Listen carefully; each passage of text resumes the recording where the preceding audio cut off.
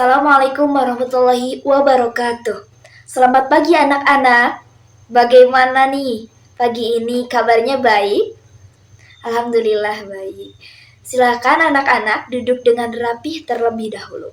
Nah, sebelum pada pembelajaran, marilah kita berdoa bersama-sama. Raditu billahi robba wa bil islami dina wa bi Muhammadin nabiyya wa rasula Rabbi jid'ani ilman nafi'a warzuqni fahma. Nah, sebelum pada pembelajaran, marilah kita cek ya kehadirannya terlebih dahulu. Oke. Dini Fahira hadir. Sarah Munawaroh hadir. Siti Fatimah hadir.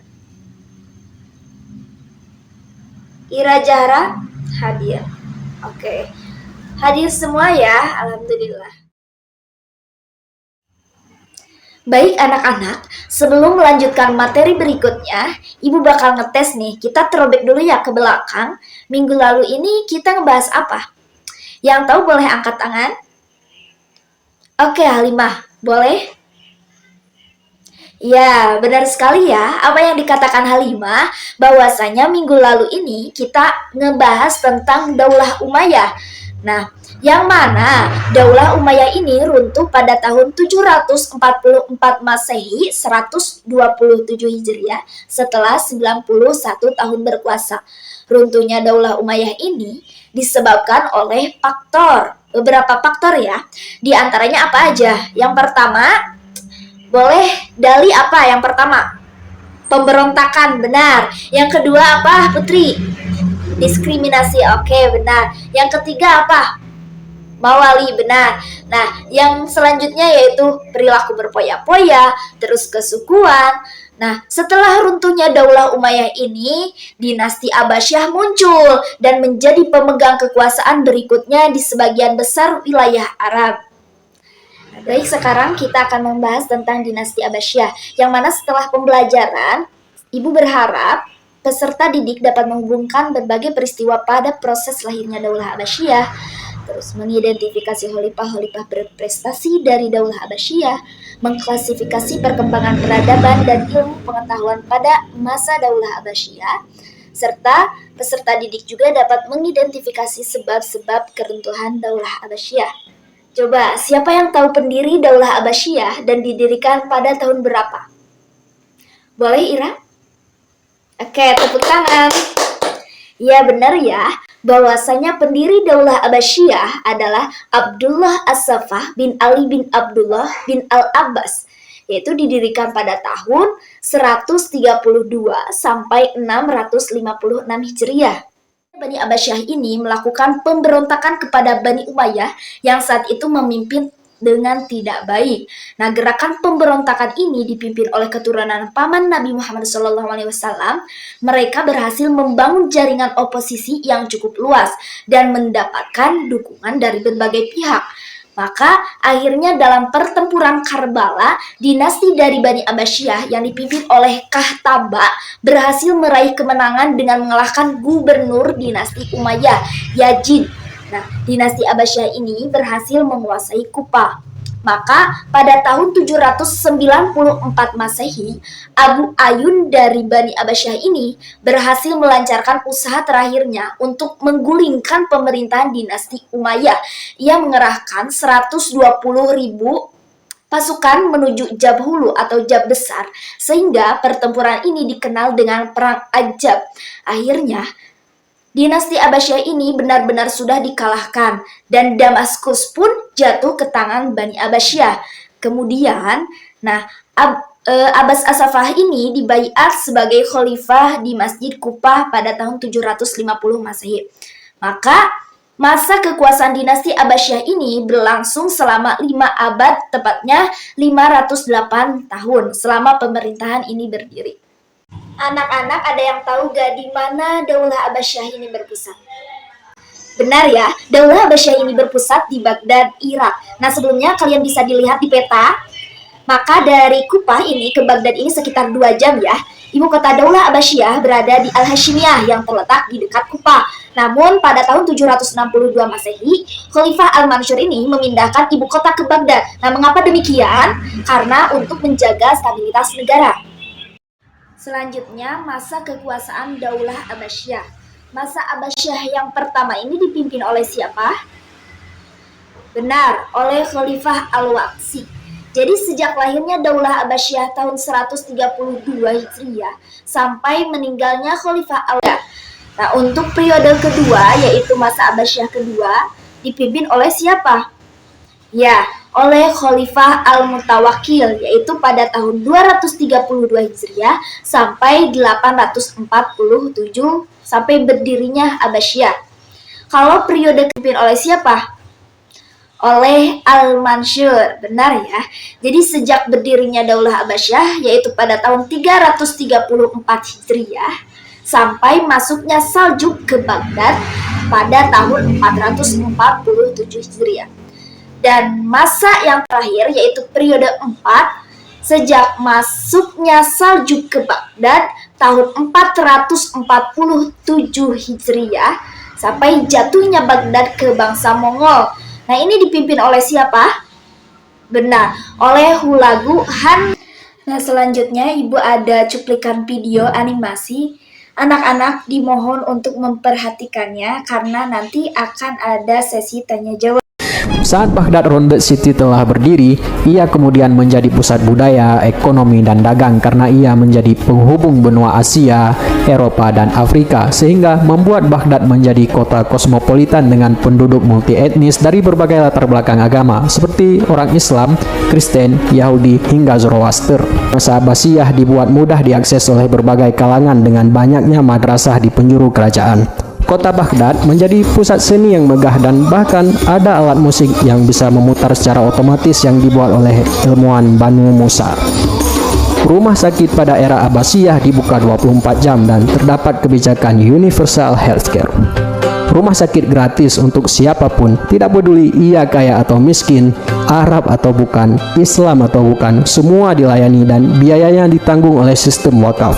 Bahkan di era Abbasiyah, berdiri rumah sakit kesehatan mental pertama yang pernah diketahui umat manusia. Islam yang sedang pada masa keemasannya dengan segala kemegahan peradabannya menjadi motivasi besar bangkitnya Eropa dari kegelapan saat itu. Tadi kan kalian udah melihat video nih. Jadi Ibu bakal bertanya, faktor apa sih yang menyebabkan pada masa Daulah Abbasiyah ini ada masa kejayaan ataupun yang disebut dengan Golden Age? Baik Mila, apa? Benar ya, jadi terjadinya asimilasi antara bangsa Arab dengan bangsa yang lain. Nah, maka adanya kemajuan dalam bidang ilmu pengetahuan dan bidang yang lainnya. Dan bukan hanya itu, ada juga gerakan penerjemahan yang berlangsung selama 3 fase pada dinasti Abbasiyah ini dan telah banyak melahirkan dokter yang terkenal. Yang pertama yaitu Hunain Ibnu Ishaq, yang kedua adalah Ar-Razi, yang ketiga adalah Ibnu Sina. Setelah kemajuan, ada masa kemunduran Daulah Abbasiyah. Faktor salah satunya yaitu yang pertama adalah persaingan antar bangsa. Nah, Daulah Abbasiyah ini kan didirikan oleh 2 suku bangsa, yaitu Bani Abbas dan Persia, yang sama-sama ditindas oleh Umayyah. Namun dengan seiringnya berjalannya waktu, orang-orang Persia ini tidak puas dengan kepemimpinan Daulah Abbasiyah dan ingin mendirikan kekuasaan sendiri. Nah, faktor yang kedua yaitu kemerosotan ekonomi. Nah, hal ini juga disebabkan oleh beberapa faktor, terutama perang saudara, pemberontakan Jan dan Karmati, terus campur tangan politik oleh tentara Turki dan Baiman, ikta militer, dan aktivitas Ayarun. Nah, faktor yang ketiga yaitu konflik keagamaan. Munculnya berbagai aliran keagamaan seperti Mu'tazilah, Syiah, Ahlus Sunnah wal Jamaah, terus pertikaian antara kelompok keagamaan dan perdebatan teologis menciptakan ketegangan di dalam masyarakat. Faktor yang keempat yaitu perang salib. Nah, perang salib ini merupakan salah satu faktor eksternal yang menyebabkan kemunduran Daulah Abbasiyah. Mengapa demikian? Karena serangan dari pasukan-pasukan Kristen Eropa yang bertujuan menguasai tanah suci di Yerusalem. Perang salib ini bermula dari keluhan fitnah para peziarah Nasrani terhadap penguasa Muslim yang dianggap dolim. Faktor yang kelima yaitu serangan bangsa Mongol untuk menguasai dunia di bawah kekuasaan mereka tanpa membawa misi menyebarkan agama yang mereka anut, sehingga ketika mereka berhasil menguasai, kemunduran ini menyebabkan masa akhir kekuasaan Daulah Abbasiyah. Akhir dari kekuasaan Bani Abbasiyah adalah saat Baghdad ini dihancurkan oleh pasukan Mongol yang dipimpin oleh Hulagu Khan pada tahun 656 Hijriah. Mereka ini ditugaskan untuk mengembalikan wilayah-wilayah sebelah barat dari Cina ke pangkuan Baghdad, dan ini dihancurkan dan diratakan dengan tanah. Pada bulan September 1257 Masehi, Hulagu Khan juga melakukan penjarahan terhadap daerah Khurasan dan mengadakan penyerangan di daerah itu. Hulagu Khan juga memberikan ultimatum kepada Khalifah untuk menyerangnya. Namun Khalifah tidak mau menyerah, dan pada tanggal 17 Januari 1258 Masehi, tentara Mongol pun melakukan penyerangan. Supaya mudah diingat tentang nama Khalifah Bani Abbasiyah pada periode pertama, kita nyanyikan, gunakan lagu Salatullah Salamullah ya, nyanyi bersama-sama. Nama Khalifah Bani Abbasiyah itu ada 9. Yang pertama Abu Abbas As-Sofa, yang kedua Abu Ja'far Al-Mansur, yang ketiga Al-Mahdi, yang keempat Musa Al-Hadi, yang kelima Harun Ar-Rasyid, yang keenam Al-Amin, yang ketujuh Al-Ma'mun, yang ketujuh Al-Ma'mun, yang kedelapan Al-Mustasim, yang kesembilan Al-Watsi. Itu nama yang terakhir. Periode yang pertama, itu periode yang pertama. Sebelum mengakhiri pelajaran SKI ini, Ibu akan mengetes sejauh mana pemahaman kalian mengenai mata pelajaran ini. Boleh angkat tangan yang mau jawab? Oke, boleh Sarah. Sarah boleh pilih nomor antara 1, 2, 3, bebas ya, pilih. Nomor berapa? 3? Oke. Pertanyaannya, mengapa pada masa dinasti Abbasiyah ini disebut Golden Age? Oke, benar sekali ya, bahwasanya Abbasiyah ini disebut Golden Age ini karena pesatnya perkembangan ilmu pengetahuan dan teknologi pada masa ini mampu menunjukkan juga pada dunia tentang kemajuan peradaban Islam. Makanya disebut dengan Golden Age pada masa dinasti Abbasiyah. Kesimpulan pada materi ini adalah masa dinasti Abbasiyah adalah periode yang sangat penting dalam sejarah peradaban manusia.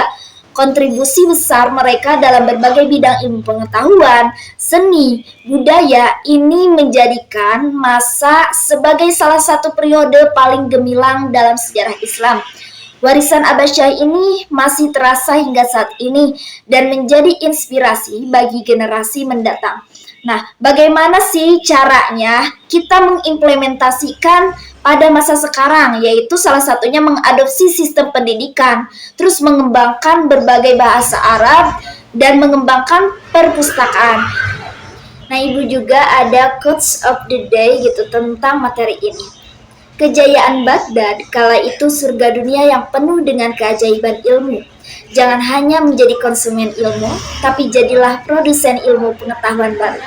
Nah, mungkin hanya itu yang Ibu sampaikan pada materi kali ini, dan kalian siapkan untuk materi selanjutnya, yaitu tentang peradaban Islam pada masa Daulah Utsmani. Kalian boleh cari-cari informasi, boleh dari internet ataupun buku ya. Wassalamualaikum warahmatullahi wabarakatuh.